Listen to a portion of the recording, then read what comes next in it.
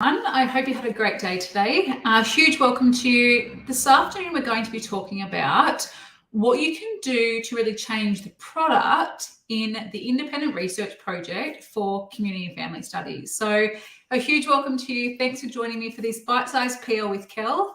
I realised that some of you may not have known what live meant, so I called it bite-sized PL with Kell. So hopefully this new change helps you, but I hope you had a great day today.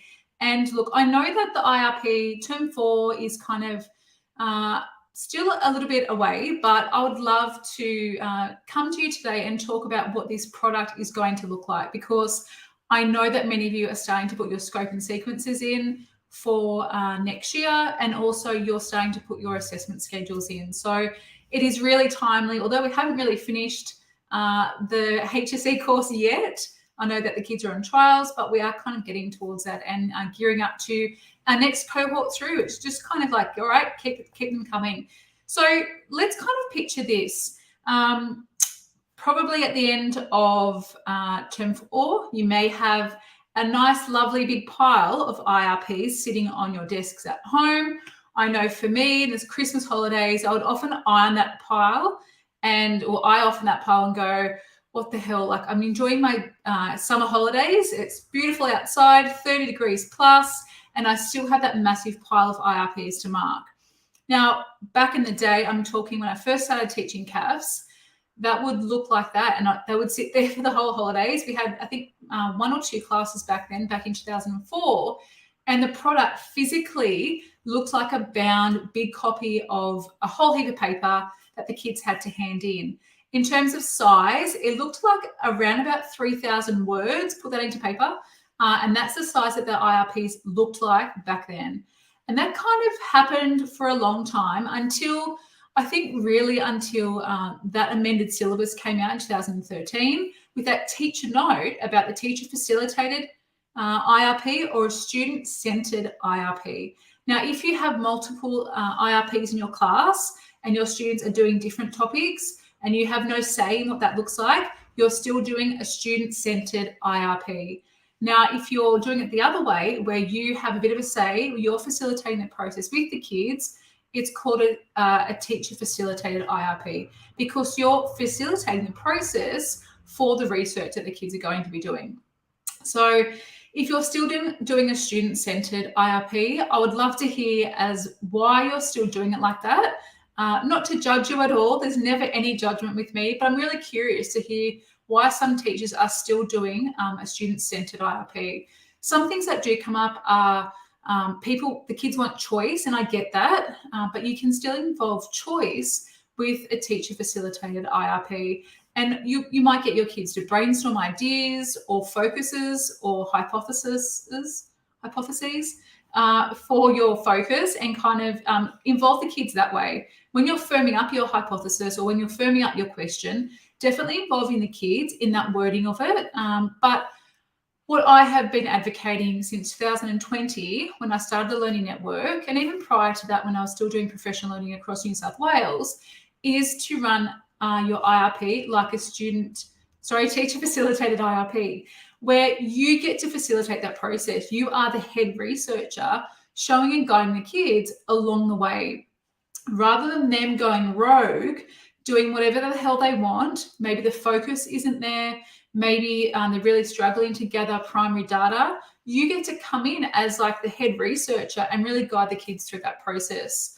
So the actual product itself looks very different when you do it like this, because that final outcome is not the kids doing every single part of an IRP, all the way from the beginning, from that plan, that proposal that often the kids got pretty much giveaway marks for, all the way through to our bibliography.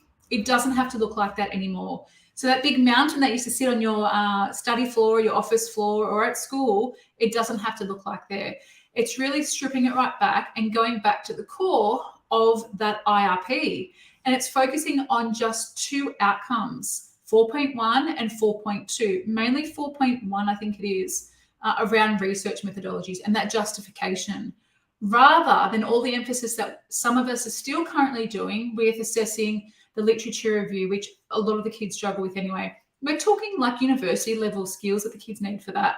And it's not because they can't do it or that we don't want them to be working on that. It does waste a lot of time. It does really eat up a lot of our time in class. And the kids find it really hard because it's like an academic level. They're 17, they're 18. They don't have to write like that. So the kids need to know all parts of the process for the product. But of course, they don't actually have to hand in the whole thing. Now, something that does come up a lot is CAFS teachers across New South Wales still saying to me, well, I'm just going to get the kids to hand it in anyway. Now, again, I'm advocating, I'm helping you save some time, helping the kids save that stress, but also getting rid of a whole heap of paper. You don't have to get them to print off every single page of your IRP product. You just get the kids to hand in whatever you're going to be assessing on. So don't forget, if you're new to CAFS, let me know, because I know that some of these things are kind of, you've heard me talk about them for a little while, but if you're new to CAFS, let me know, because you could be running it like a student-centered IRP and not really knowing some of these things. So in our assessment and reporting guide, it's up to 20% worth of our internal school assessment. It's not more than that. It's not like 25%, 30%. 35%, some schools used to make it, it's 20%. And that's because it should reflect the time and also the allocation in class that we assign to it. So 20%, no more than that, up to 20%. You can make it worth 15%, 18, whatever you're going to do, 20%, because it should reflect the time and energy that it does take. It doesn't have to be that big product, that big bound document that the kids used to hand in.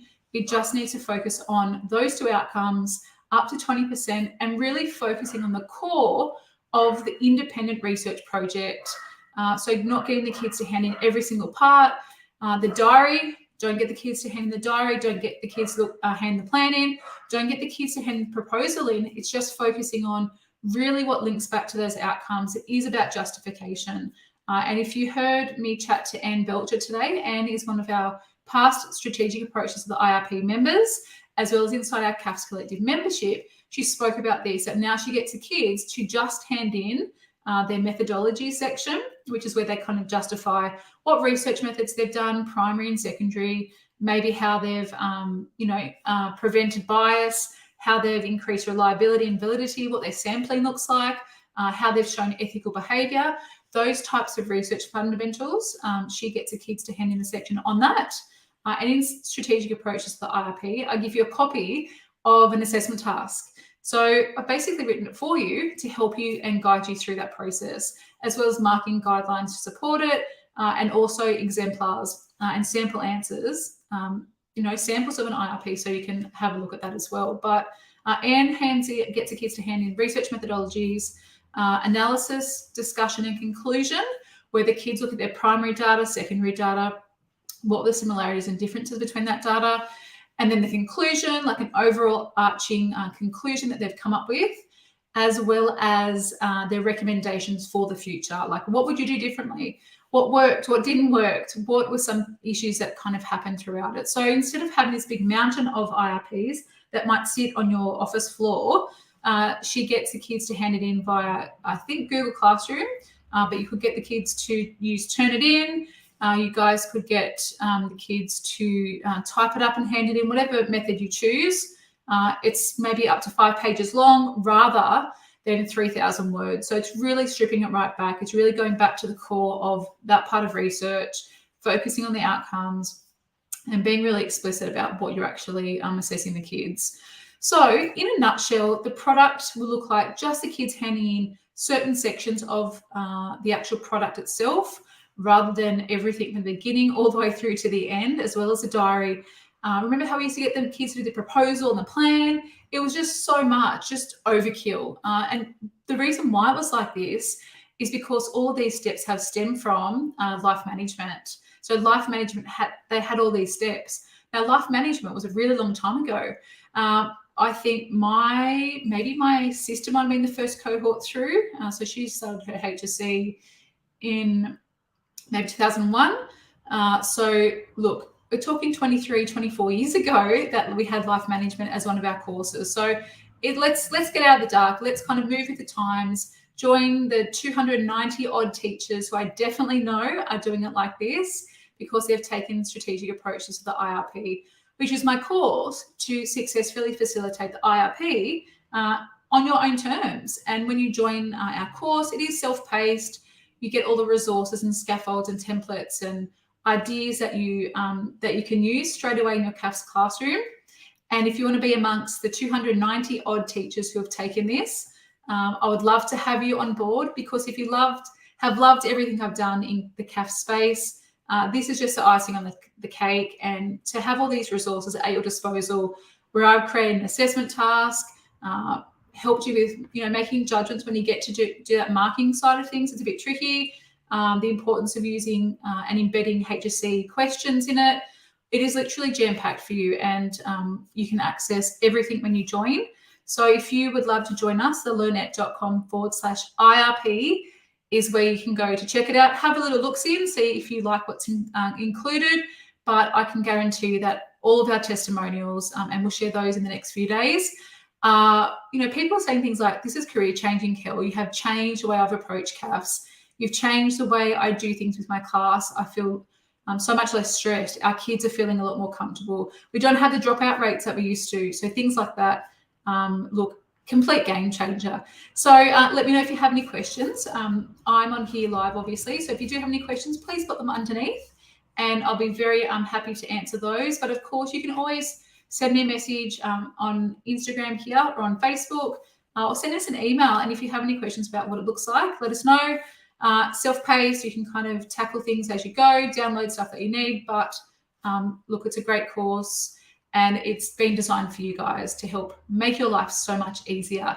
If you're a CAFS Collective member, you can also access the course with your members discount, or if you're a Health and Movement Science member, you guys also get a discount of 10% because you're now part of my beautiful world, and you get access to all of our goodies at 10% off. Please let me know if you have any questions. I hope that clarified a few little things around the product itself and what it can look like in a teacher-facilitated IRP. Thanks so much, team, and I'll see you guys soon. Take care.